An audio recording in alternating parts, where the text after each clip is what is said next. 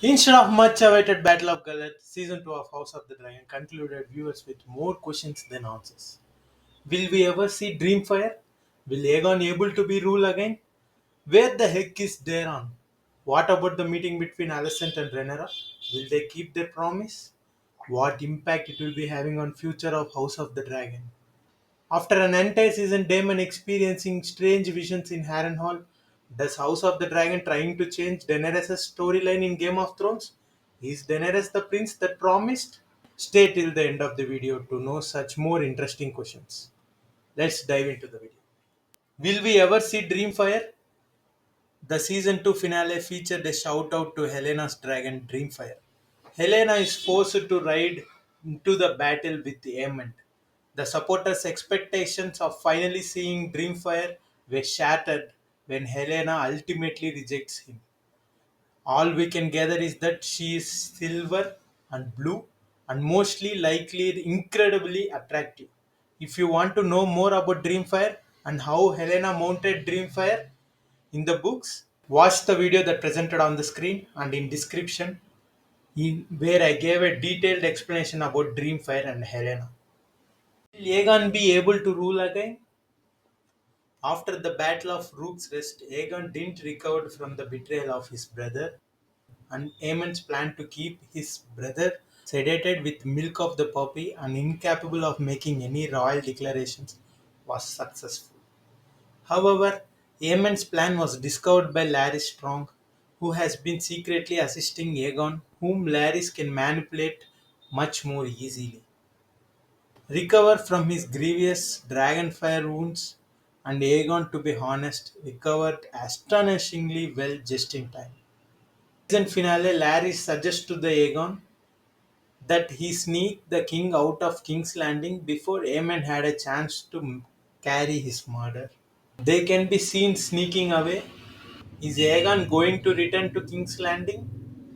And does her agreement with Alicent a son for a son fall through because he will be gone when Rhaenyra arrives to take the city?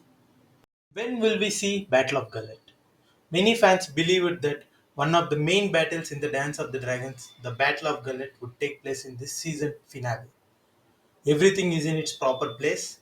Team Green attempts to breach the Sea Snake's blockade during battle with assistance from Triarchy. Dragons show up. Losses are significant unless Rhaenyra and Alicent's handshake agreement indicates the program is drastically altering the chronology of events as outlined in George R. R. Martin's novel Fire and Blood. We'll have to wait another season to witness the epic clash. Daenerys the prince that promised, though it basically boils down to either Jon Snow or Daenerys Targaryen. The mystery of who is the prince that promised was in Game of Thrones has long gone unanswered. Furthermore, the House of the Dragon seems to be leaning toward the idea that Daenerys was the true foretold savior of Westeros in light of Daemon's vision. The red comet that appears before she does is one important hint. The prophecy mentions a bleeding star, and the Azor Ahai prophecy also mentions a red star bleeding. The two are long confused, and in the show canon, if not the book, they are most likely one and the same. The prophecy is also related to Aegon's Song of Ice and Fire, as the inscription on the cat's paw dagger reads, "From my blood comes the prince that promised, and his shall be the song of ice and fire." The gender of High Valyrian term for prince is ambiguous. It can refer to either prince or princess. Rhaenyra thinks that she will be the one to fulfill the prophecy of being a savior, or that it will at least come from her and Daemon's blood. From Viserys, their second son, to Daenerys, many decades later, the Targaryen lineage remains intact. This vision appears to be stating that Dany is the prince that promised, and Daemon must assist Rhaenyra in order for the savior to arrive, especially since it is also tied to the White Walkers. The fact that a White Walker appears in Daemon's vision is noteworthy and strengthens the theory that Daenerys is the prince who was promised. He pursues the enormous danger facing Westeros and the Targaryen who will vanquish it. That is questionable, of course, given Dany didn't actually defeat the Night King or take the Iron Throne. But that does appear to be a connection the vision is drawing. Arya killed the Night King with the Aegon's dagger. Was she is the prince that promised? Arya ended the long night, but she is never declared as the prince that was promised. Regretfully, Martin's last Game of Thrones book, A Dance with Dragons, was published more than 11 years ago. Martin has not yet set a release date for The Winds of Winter, his unfinished sixth novel. In the unlikely event that George R. R. Martin never finishes A Song of Ice and Fire, there may be hope that House of the Dragon or one of the other HBO Game of Thrones spin offs will eventually disclose who is the prince was promised is meant to be. I'm sure George R. R. Martin will have something to say about this on his blog shortly. Will Alicent hold up her end of the deal with Rhaenyra? It is a dramatic creation that Alicent and Rhaenyra have the conversation in which Alicent agrees to open the gates of King's Landing for her old friend without any resistance. To further solidify her claim to the Iron Throne, Alicent shockingly agrees to Rhaenyra beheading Aegon.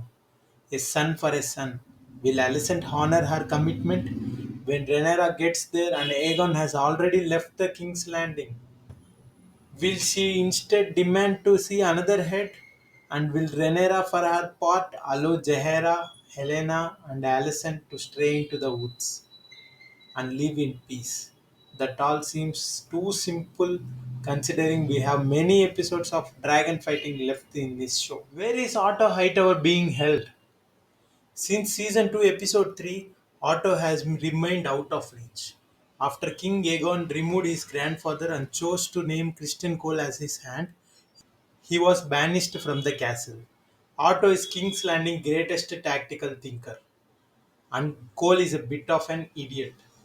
Aemond, Aegon's cunning brother, discovered when he assumed power, he called his grandfather back as a result. However, neither the summons nor Alicent's letters to her father were returned. We eventually find out why Otto has been avoiding his nephew during the season finale. House of the Dragon quickly made it clear that Otto Hightower is being held captive by someone somewhere. Who would capture Otto? For what reason is unknown. Rhaenyra would have certainly said it if she had managed to capture him. This is a significant change from the books, since Otto was still serving as a mastermind of King's Council at this time. Has Maelor, the younger son of Aegon and Helaena, been cast off the show? Aemon's potential killer asks Helena which of his sons, Jaehaerys or Maelor, she would prefer them to kill during Blood and Cheese event. Helena chooses Maelor, but Jaehaerys' head is chopped off by the assassins. It seems that Helena is unable to look at Maelor because of the trauma she had from Blood and Cheese. Yes, it was even worse in the books than the show.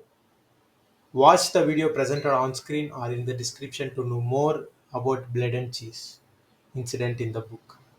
Some fans speculated that Maelor would be born later in the show, but House of the Dragon quickly dispelled that notion in season 2 finale when Aegon informed Larys that his genitals is destroyed. Guess he is not siring any more haze. Sorry, Maelor. What was Alys Rivers' motivation? Now, I am not suggesting that this season's use of time was wasted by separating Matt Smith, one of the best actors on the show, from the other major actors in a haunted castle so he can go insane. That is not something I would ever recommend. I sat patiently through Danny in Maren on Game of Thrones. Alys Rivers has been drugging and creeping Damon throughout the entire season. Her ultimate objective seems to be turning Daemon from a possible usurper into Rhaenyra's obedient servant. He was persuaded that he needed to aid Rhaenyra by dreams about his brother Viserys and in the end visions of Daenerys and White Walkers. Alright, but why? Does Alice loyal to Rhaenyra stem from her belief that she is the legitimate ruler? Was this an instance of women assisting other women? Did she simply believe Damon was a broken tool in need of repair? Did her owl give her the order? We might never find out. Who will Corlys name as his heir? Corlys' two legitimate sons have come up in the world. After saving Corlys' life in season 1, Alan rose to become his fleet commander. Meanwhile, Adam has evolved into a dragon rider. However, Corlys has been reluctant to accept even one son, much less two. Adam is compiling thus far. Adam does not disclose to Rhaenyra that he is the bastard son of her own hand when she questions about his lineage. Alan, meanwhile, spurns his father's overturns. In the finale, Alan recalls watching Corlys with his legitimate son Lenor bundled in furs, while Alan and Adam struggle to survive the winter. He resents the fact that Corlys is showing an interest in him only now that his two legitimate children have died. Nevertheless, Corlys has been in need of an heir ever since Lenor passed away.